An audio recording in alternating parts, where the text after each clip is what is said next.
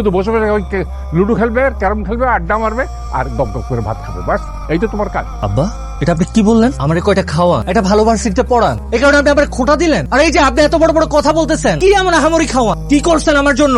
ঈদ পার্বণ ছাড়া তো একটা ভালো জামা কাপড় কিনে দিতে পারেন না, শুধু আমি কেন, এই যে আমার বোনটা, ওর কোনো সকালাত আপনি পূরণ করতে পারছেন? হ্যাঁ, আর এই যে টাকার কথা বললেন না, আমি যদি চাকরি করি আপনার মতো 2-4 টাকা চাকরি করব না, পড়াশোনাটা শেষ হইলে লাখ লাখ টাকা কামাবো, সেদিন সেই টাকা এনে আপনার মুখের উপর ছুড়ে মারবো। যত সব ভাল লাগে না আমার। যাও যাও, দেখি কামাই করে নিয়ে এসো, কত কামাই করে এনে আমাদের খাওয়াতে পারো আমি দেখবো। বড় বড় কথা। এখনো মন খারাপ করে বসে আস, চল ভাত খাইতে যাবি। আমি খাবো না। কেন খাবি না? কেন খাবো না জানিস না? আমি যদি এখন ওনার সাথে খাইতে যাই তাহলে আবার ওনার চেহারা দেখলো। লোকে কি একা বকা চকা করে? আমি খাই না বকা? কত বকা দেয় আমারে, কি মাথায় রাখছি? সব ভুলে গেছি, আমি মেনে নিছি, তুইও মেনে নি। বাবা তোমার টিফিন। থাক। বাবা আমার ভার্সিটির ফিটা যে দিতে হয়, কত জানো? 3000 টাকা। হ্যাঁ 2000 ধর।